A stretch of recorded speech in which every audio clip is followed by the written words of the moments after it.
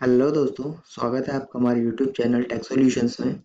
आज जो हम टॉपिक लेके आए हैं वो एक ऐसा टॉपिक है जिसमें मैक्सिमम हर आदमी को एक कन्फ्यूजन रहता है कि क्या जो हमने आइटम परचेज करी है इसका हमें जीएसटी में इनपुट टैक्स क्रेडिट मिलेगा या नहीं मिलेगा।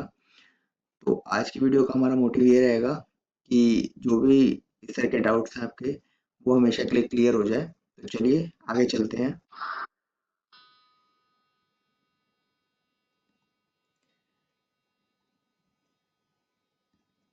तो गाइस, आज की हम वीडियो में क्या क्या पॉइंट्स डिस्कस करने वाले हैं। ये आईटीसी क्या होता है, और ये आईटीसी जो भी हम होता है वो हर टाइप के परचेज पे मिलता है हमें या नहीं मिलता, या अगर मिलता है तो पार्शियल मिलता है या फुल मिलता है, या क्या कंडीशंस हैं इसकी। साथ ही में देखेंगे कि ये सेक्शन 17(5) जो है सीजीएसटी एक्ट का, वो ब्लॉक्ड क्रेडिट के बारे में बताता है। तो ये ब्लॉक्ड क्रेडिट है क्या और इसके अंदर कंडीशंस क्या क्या हैं। तो सबसे पहले बात करते हैं कि आईटीसी क्या है। सो आईटीसी क्या होता है, वो अमाउंट ऑफ टैक्स होता है जो कि परचेजर जो है अपने सप्लायर को पे करता है on the purchase of goods and services, या दोनों। तो जैसे कि हम देखते हैं कि अभी भी हम किसी से कोई मटेरियल परचेज करते हैं तो वो हमें एक टैक्स इनवॉइस काट के देता है, और 100 रुपीज़ के आइटम पे वो कहता है कि आपका 18 रुपीज़ जीएसटी लगेगा और आपको 180 रुपीज़ देने पड़ेंगे। तो वो जो 18 रुपीज़ है वो आईटीसी है, यानी कि इनपुट टैक्स क्रेडिट, जो कि आपकी जब आप फर्दर सप्लाई करते हैं तो जो भी आपका आउटपुट टैक्स होता है उसे सेट ऑफ करने के काम आता है। यानी कि आपको उतने अमाउंट की टैक्स पेमेंट कम करनी पड़ेगी जितना आपने अपने वेंडर से परचेज करते हुए उसे टैक्स पे करा है। तो अब हमारा क्वेश्चन ये बनता है कि हमने कोई भी मटेरियल परचेज करा किसी से, तो क्या वो जितना भी आईटीसी हमारा एक्यूमुलेट हुआ है वो सारा हमारे लिए एलिजिबल है या नहीं है, या फिर अगर हमने इनएलिजिबल आईटीसी ले लिया है तो उसका आगे क्या इम्पैक्ट होगा। तो अगर मैं बात करूं कि सारा आईटीसी एलिजिबल है हमारे लिए या नहीं, तो उसका आंसर रहेगा नो, क्योंकि वो जो आईटीसी है ना, वो उसके लिए कुछ कंडीशन सेटिस्फाई आपको करनी पड़ेगी। तो जिसके लिए सेक्शन 16 जो हमारी प्रीवियस वीडियो है, आपको ऊपर लिंक भी दिख रहा होगा, उस लिंक पे जाके आप देख सकते हैं कि ये सेक्शन 16 एक्चुअली में है क्या और हमें क्या क्या कंडीशन सेटिस्फाई करनी पड़ेंगी। साथ ही हमें ये चेक करना पड़ेगा कि वो आईटीसी ब्लॉक्ड क्रेडिट की लिस्ट में ना हो। तो ये ब्लॉक्ड क्रेडिट क्या है, ये हम आगे देखेंगे सेक्शन 17, जिसमें गवर्नमेंट ने पूरी एक लिस्ट डिफाइन करी है। अगर कोई भी आपका क्रेडिट उस लिस्ट में फॉल करता है तो आपको आईटीसी नहीं मिलेगा, और अगर उस लिस्ट में आपका वो आईटीसी फॉल नहीं करता तो आप एलिजिबल है और उसके लिए आपको कोई पेनल्टी नहीं देनी पड़ेगी और आप उसका आईटीसी क्लेम कर सकते हैं। तो हम आगे देखते हैं कि ये सेक्शन 17 एक्चुअली में है क्या। तो ये सेक्शन 17 बात करता है apportionment of credit and blocked credit under GST. तो इसके सबसेक्शन 1 to 4 जो है वो डील करते हैं कुछ कंडीशंस के साथ। तो अगर आपने कोई आइटम परचेज करी है या कोई सर्विस अवेल करी, या कोई कंपोजिट आपने सर्विस अवेल करी है जिसमें मटेरियल भी और सर्विस भी है, और वो जो आपने अपने वेंडर से ली है वो आपका पार्टली बिजनेस में यूज होती है और पार्टली पर्सनल पर्पस, और यू कैन से कि अदर देन बिजनेस पर्पस के लिए यूज करते हैं, तो उसका क्या हमें पूरा आईटीसी मिलेगा या प्रोपोर्शनेट मिलेगा या मिलेगा ही नहीं। तो सबसे पहले इसमें गवर्नमेंट ने डिफाइन करा कि अगर आप कोई भी ऐसा आईटीसी यूज करते हैं जो कि आपके पार्टली बिजनेस में यूज हो रहा है और पार्टली अदर पर्पस के लिए यूज हो रहा है, तो आपको उतना ही अमाउंट का आईटीसी मिलेगा जितना आप बिजनेस पर्पस के लिए यूज कर रहे हैं। यानी कि अगर आपने 100 रुपीज की आइटम परचेज करी है और उस पर 18 रुपीज जीएसटी लगा है, तो आपको पूरा 18 रुपीज मिल जाएगा अगर आप फुल बिजनेस पर्पस के लिए यूज कर रहे हैं उसे।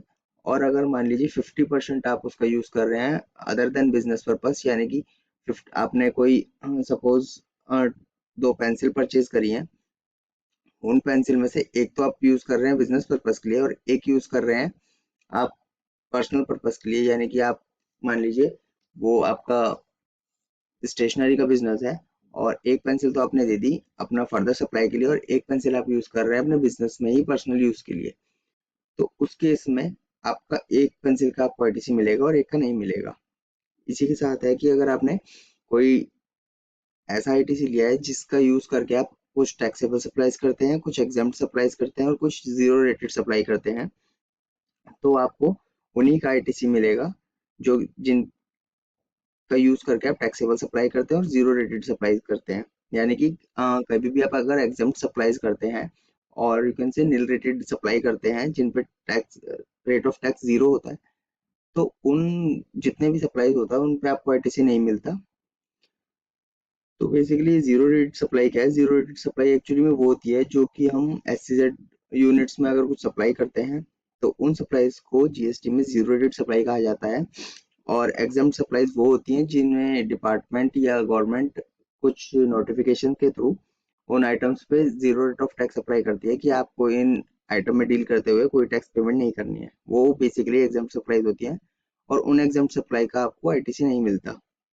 साथ ही में क्या कहा इन्होंने कि अगर आप बैंकिंग और फाइनेंशियल कंपनी है या फाइनेंशियल इंस्टीट्यूशंस हैं तो आपकी आईटीसी कंडीशन ये रहेगी कि जितना भी आपका आईटीसी एक्यूमुलेट हुआ एक मंथ में उसका आपको 50% ले लेना है एलिजिबल आईटीसी का। मतलब कि आपका दो तरह के आईटीसी होते हैं, एक एलिजिबल आईटीसी होता है, एक इनएलिजिबल आईटीसी होता है। तो बेसिकली आपको ना एलिजिबल आईटीसी का 50% लेना होता है पर मंथ और बाकी सारा आपका लैप्स हो जाता है। पर ये 50% वाली कंडीशन कहाँ फॉल नहीं करेगी? अगर आपका इंटर कंपनी ट्रांजैक्शन करती है बैंक या फाइनेंशियल इंस्टीट्यूशन, यानी कि मान लीजिए एक एक बैंक है, उसकी एक ब्रांच दिल्ली में है और एक ब्रांच हरियाणा में है। तो अगर उसने दिल्ली से हरियाणा कोई बिलिंग करी तो उस पे उसको 100% आईटीसी मिलेगा। बट अगर किसी थर्ड पार्टी या वेंडर से कोई आइटम वो परचेज करते हैं या सर्विस अवेल करते हैं तो उस पे उसको खाली 50% आईटीसी मिलेगा। इसके बाद जो सबसे मेन टॉपिक है हमारा आज का, व्हाट इज सेक्शन 17(5), जिसमें कि ब्लॉक्ड क्रेडिट की लिस्ट दी गई है। तो गवर्नमेंट ने क्या कहा कि जैसे सेक्शन 16 में आप ऊपर जो वीडियो दिख रही है इसमें भी देख सकते हैं कि सेक्शन 16 एक्चुअली में पूरा क्या है और इसमें क्या क्या कंडीशंस दी गई हैं, और सेक्शन 18 भी कि हमें इनपुट टैक्स क्रेडिट अवेल करने के लिए क्या क्या कंडीशन सेटिस्फाई करनी पड़ती हैं। तो गवर्नमेंट ने कहा अगर आपने वो कंडीशंस भी सेटिस्फाई कर दी हैं फिर भी आपको अगर इन जो भी लिस्ट है इस लिस्ट में अगर आपका वो क्रेडिट आता है तो आपको क्रेडिट नहीं मिलेगा। यानी कि 16 और 18 की कंडीशन सेटिस्फाई करने के बाद भी आपको क्रेडिट नहीं मिलेगा। अगर आप मोटर व्हीकल परचेज करते हैं या अदर कन्वेंस परचेज करते हैं तो उस पे आपको कोई आईटीसी नहीं मिलेगा। पर उनका आईटीसी आप जब भी अवेल कर सकते हो अगर आप उन्हें फर्दर सप्लाईज के लिए यूज करते हो या फिर ट्रांसपोर्टेशन का आपका बिजनेस है और आप गुड्स को सप्लाई करते हो, मतलब जीटीए हो, तो उन कंडीशंस में आपको आईटीसी मिलेगा। मतलब जिसका आप उनका आईटीसी बेसिकली जो होता है ये होता है कि आपने अगर किसी चीज का आईटीसी लिया है और अगर आप उसका आउटपुट भी गवर्नमेंट को पे कर रहे हैं, इनपुट लेके आउटपुट पे कर रहे हैं, तो आपको आईटीसी अवेलेबल है, नहीं तो नहीं है। सिंपल ये फंडा है। तो अगर सेम यही लगाएंगे हम मोटर व्हीकल में भी, अगर आपने परचेज कर लिया है और आपको फर्दर सप्लाईज कर रहे हो तो आईटीसी मिलेगा, नहीं तो वो ब्लॉक क्रेडिट लिस्ट में है और आपको कभी आईटीसी नहीं मिलेगा। इसके बाद आता है food and beverages, outdoor crediting, beauty treatment, health services और कॉस्मेटिक एंड प्लास्टिक सर्जरी। इन चीज का अगर कोई आईटीसी लेता है तो उसे नहीं मिलता। पर अगर वो उन चीज का लेके और फर्दर सप्लाई भी करता है, मान लो उसका कॉस्मेटिक का बिजनेस है या उसका एक रेस्टोरेंट है, तो उस केस में उसे आईटीसी मिलेगा, अदरवाइज नहीं मिलेगा। या फिर उन चीज का वो यूज करके कोई अपनी फर्दर सप्लाई कर रहा है और उस जो परचेज का उसका कुछ एलिमेंट वो अपने मतलब सप्लाई में यूज कर रहा है तो उस आईटीसी मिल जाएगा प्रोपोर्शनेटली। पर बेसिकली क्या होता है कि हम अभी किसी रेस्टोरेंट में जाते हैं, वो पूछता है कि आपके पास जीएसटी है, तो हम कहते हैं हाँ हमारे पास जीएसटी है, और हम उसे अपना जीएसटी देके जो भी आईटीसी होता है वो सोचते हैं कि ये हमें मिल जाएगा। तो हमें ये सेटिस्फाई करना पड़ेगा कि वो हमारी फर्दर सप्लाईज में अगर यूज हो रहा है तभी हम उसका आईटीसी क्लेम करें। ऐसा नहीं कि अगर हमने कहीं भी कुछ भी चीज परचेज करी और वो हमारे पर्सनल यूज के लिए भी है फिर भी हम उसका आईटीसी ले लें, तो ये नहीं करना हमें। हमें कंडीशन सेटिस्फाई करनी है कि वो हमारा फर्दर सप्लाईज में यूज हो रहा हो। साथ ही अगर हम कोई मेंबरशिप लेते हैं क्लब की, हेल्थ की या फिटनेस सेंटर की, तो उसका आईटीसी कभी अवेलेबल नहीं होता हमें।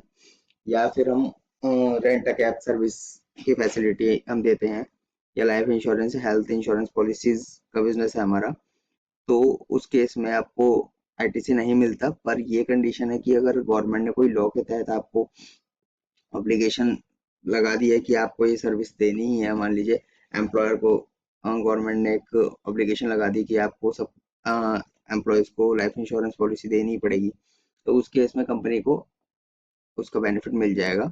और अगर गवर्नमेंट ये कोई रेगुलेशन नहीं लगाएगी तो कंपनी को उसका बेनिफिट नहीं मिलेगा और उसे अपनी कॉस्ट में करना पड़ेगा वो आईटीसी। तो बाकी फर्दर यही है कि अगर आप सेम लाइन ऑफ बिजनेस में हैं तो आपको आईटीसी मिलेगा, नहीं तो नहीं मिलेगा।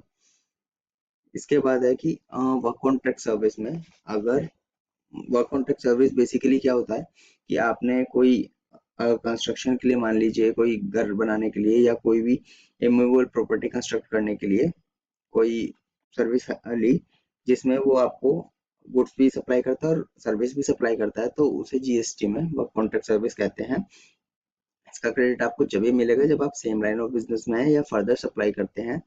मान लीजिए आपने एक बिल्डर है और बिल्डर घर बनवाने की सर्विस लेता है और उसमें वो एक सब बिल्डर को अपॉइंट करता है कि आप मेरे बेhalf पे बिल्डिंग बना दीजिए, या फिर वो किसी कॉन्ट्रैक्टर से मान लीजिए लिफ्ट लगवाता है या और भी कोई मोबाइल प्रॉपर्टी इंस्टॉल कराता है, तो उन सब चीज़ का उसे बेनिफिट मिलेगा अगर वो उनकी फर्दर सप्लाई करेगा।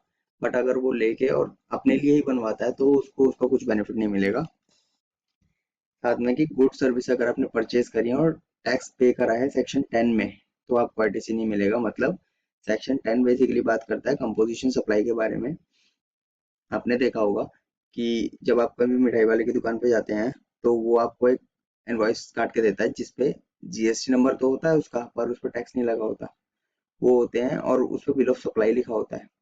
तो वो आपके कंपोजिशन डीलर्स होते हैं जो कि मतलब आपसे टैक्स तो लेते हैं और अपने टर्नओवर का कुछ स्पेसिफाइड रेट है, 1, 2 और 5% वो गवर्नमेंट को पे कर देते हैं। तो उन जितने भी आप उन लोगों से परचेज करते हैं इस टाइप के डीलर से, तो उनका आईटीसी नहीं मिलता।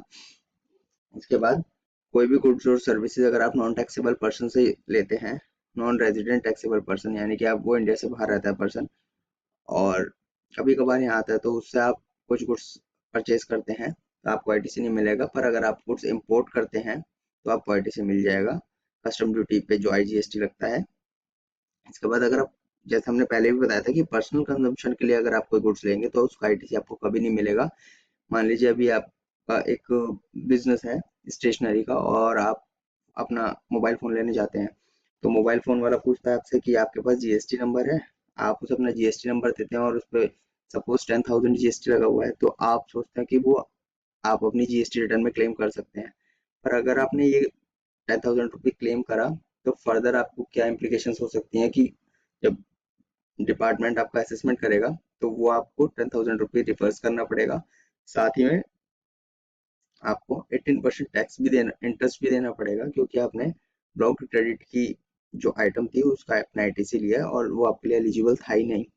इसके साथ कभी भी हम कोई देखते हैं हमारा गुड्स चोरी हो गए या फिर लॉस्ट बाय फायर हो गए, या मतलब हमने उनकी आउटवर्ड सप्लाई नहीं करी है, कोई भी हमने इनवर्ड सप्लाई करी, अपने यहाँ परचेज करा और उसकी आउटवर्ड सप्लाई नहीं करी है और वो हमारे यहाँ से स्टॉक में से आउट हो गया, कोई भी ऐसा मटेरियल, वो या तो लॉस्ट हो गया या चोरी हो गया है या राइट ऑफ हो गया है या फिर आपने फ्री सैंपल्स दे दिए हैं, तो उन सब चीज का आईटीसी नहीं मिलता। साथ ही सेक्शन 74, 129 और 130 में जो भी आप टैक्स पेमेंट करते हैं, यानी कि कभी भी आप किसी फ्रॉड केस में फंसते हैं जिससे आपने बोगस डीलर से कोई परचेज करी है या शॉर्ट पेमेंट ऑफ टैक्स करी, तो उन बोगस परचेजेस पे आपको कोई आईटीसी नहीं मिलेगा। तो उन बोगस परचेजेस से कभी भी आपका शॉर्ट, मतलब आप बोगस आईटीसी लेके कम पेमेंट करते हैं अपने टैक्स की या रिफंड ज़्यादा क्लेम कर लेते हैं, आईटीसी यूटिलाइज कर लेते हैं, तो उन सब चीज़ का आपको क्रेडिट नहीं मिलेगा और उसके ऊपर आपको इंटरेस्ट 24% की लायबिलिटी और लग जाएगी। तो आपको ये कभी भी आईटीसी लेने से पहले इन सब कंडीशंस का ध्यान रखना है कि आपको उन चीज़ का आईटीसी मिलेगा या नहीं मिलेगा। तो आज के लिए इतना ही। अगर आपको वीडियो अच्छी लगी हो तो लाइक करें, शेयर करें, कमेंट करें और नीचे दिए गए सब्सक्राइब बटन पर क्लिक जरूर करें और साथ ही बेल आइकन पर जरूर क्लिक करें, जिससे आपको सारे अपडेट्स जल्दी मिल सके। तो चलिए मिलते हैं नेक्स्ट वीडियो में। आज के लिए इतना ही। Bye bye.